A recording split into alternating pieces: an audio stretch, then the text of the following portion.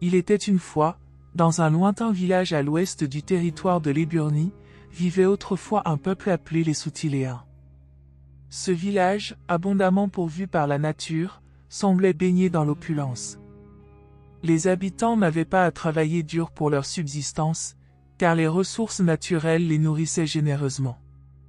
Cependant, malgré cette richesse, les Soutiléens étaient connus pour leur méchanceté et leur manque d'hospitalité envers les étrangers. Au cœur de ce village, alors que la journée commençait à peine, une vieille femme décrépite avança lentement, appuyée sur une canne usée. Ses vêtements étaient sales et son odeur repoussante. Pourtant, personne ne lui tendit la main, pas même un simple geste de compassion. Les villageois vaquaient à leurs occupations, ignorant délibérément la vieille dame qui peinait à avancer. Les rues étroites étaient animées de l'agitation matinale. Les enfants jouaient en groupe, leur rire joyeux résonnant dans l'air paisible du village.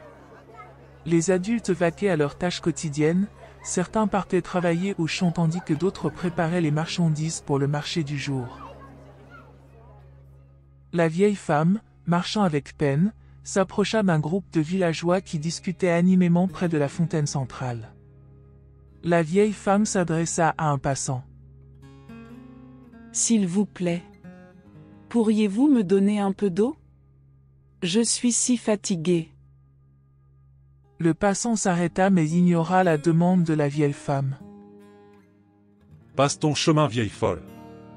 Je n'ai pas de temps à perdre avec toi. » La vieille femme baissa la tête tristement et continua son chemin solitaire. Ses pas étaient lents et laborieux, et elle devait s'arrêter fréquemment pour reprendre son souffle. Malgré ses efforts pour avancer, personne ne lui offrait aide ou réconfort. Elle était seule, ignorée de tous, comme si elle n'existait pas. À mesure que le soleil atteignait son zénith, la chaleur écrasante rendait la marche de la vieille femme encore plus difficile. Elle suait abondamment, mais personne ne lui tendait une calebasse d'eau pour étancher sa soif. Soudain, un vieil homme vêtu de haillons s'approcha du groupe de villageois. Sa démarche était chancelante, et il semblait lui aussi éprouver des difficultés à se déplacer. Le vieil homme leur adressa la parole. « S'il vous plaît, mes amis. Avez-vous un instant pour un pauvre vieillard? Auriez-vous un peu d'eau à me donner?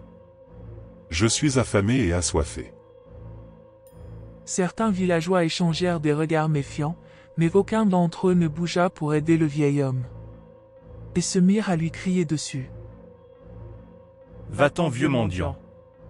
Nous n'avons rien à te donner. Et ne reviens plus nous interrompre. C'est bien compris? La prochaine fois tu auras de nos nouvelles. » Malgré le rejet des villageois, un enfant au cœur pur s'avança timidement vers le vieil homme. Le jeune enfant, tendant une calebasse d'eau, s'adressa au vieillard. « Monsieur, tenez ceci. Ce n'est peut-être pas assez mais c'est tout ce que nous avons. Je suis désolé que les autres ne veuillent pas vous aider. » Le vieil homme prit la calebasse d'eau avec gratitude et but avidement. Il sourit à l'enfant, reconnaissant pour son geste de gentillesse. Il posa un regard de gratitude vers le jeune homme et lui dit. « Merci, mon enfant. Que Dieu te bénisse pour ta bonté. » Heureux d'avoir pu être utile, l'enfant répondit. « De rien, monsieur. Tout le monde mérite un peu d'aide. » Pendant ce temps, la journée avançait lentement, et les villageois continuaient leurs activités sans se soucier des deux étrangers qui avaient croisé leur chemin. Le soleil commençait à décliner à l'horizon, et une atmosphère de calme prévalait sur le village. Les enfants rentraient chez eux après une journée de jeu, et les adultes se préparaient pour la soirée à venir. Soudain, une silhouette étrange apparut à la lisière du village. C'était un vieillard estropié, traînant péniblement sur ses fesses. Le vieillard s'adressa à un jeune qui passait près de lui. « Pardon. Pourriez-vous m'aider? Je suis blessé et affamé. » Le passant détourna les yeux, ignorant la demande du vieil homme. Les autres villageois également, préoccupés par leurs propres affaires, ne prêtèrent aucune attention à ses supplications. Le vieil homme estropié se tourna vers une famille qui passait également par là. « S'il vous plaît, auriez-vous un peu d'eau à me donner? Je suis si fatigué. » La famille s'arrêta et échangea des regards perplexes. Finalement, le père de famille prit sa gourde d'eau dans sa besace et la tendit au vieil homme estropié. « Tenez ceci. Nous ne pouvons pas vous laisser mourir de soif. » Le vieillard prit la gourde d'eau avec gratitude et but lentement, sentant les regards désapprobateurs des autres villageois posés sur lui. Il remercia le jeune père de famille. « Merci beaucoup mon ami. Votre bonté vous sauvera. » Le vieil homme poursuivit avec un ton plus déterminé que celui qu'il employait pour demander de l'eau. « Ce soir avant le coucher du soleil, toi et les membres de ta famille vous devriez quitter le village. Car, ce soir une grande malédiction des dieux va s'abattre sur ce village. N'oublie pas ce que je viens de te dire. Vous devriez quitter le village. » Je ne sais pas si nous devrions croire les paroles du vieil homme. Peut-être que ce n'est qu'une superstition. Peut-être. Mais je ne peux pas ignorer ce sentiment de malaise. Il vaut mieux être prudent. Pendant que la famille discutait de ce qu'ils devraient faire, il fut rejoint par leur enfant. Il leur racontait sa journée et comment il avait aidé un vieillard dans la matinée. Les enfants de la famille écoutaient silencieusement la conversation de leurs parents, comprenant vaguement la gravité de la situation.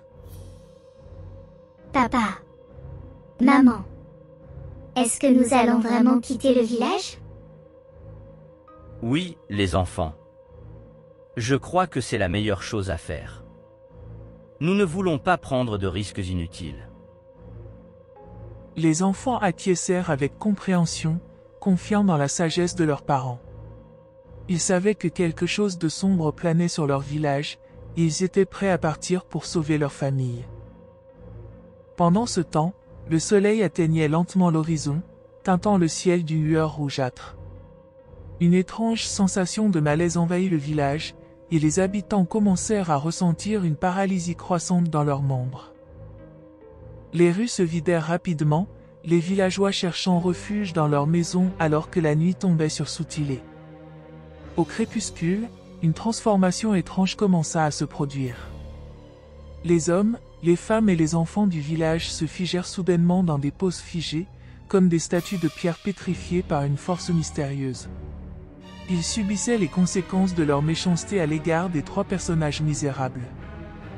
En effet, ceux-ci étaient des génies venus une dernière fois tester les villageois espérant qu'ils changeraient. Mais hélas, le village de Soutilé, autrefois si paisible, était désormais figé dans le temps, condamné à errer éternellement dans les larmes de l'oubli. Cependant, la famille qui avait choisi de quitter le village fut épargnée de ce terrible sort. Grâce à leur compassion et à leur générosité, ils avaient échappé à la malédiction qui avait frappé Soutilé. Et ainsi, une leçon importante fut enseignée aux habitants de l'Éburnie, que la méchanceté et l'égoïsme mènent à la destruction, mais que la bonté et la générosité peuvent sauver même les âmes les plus perdues.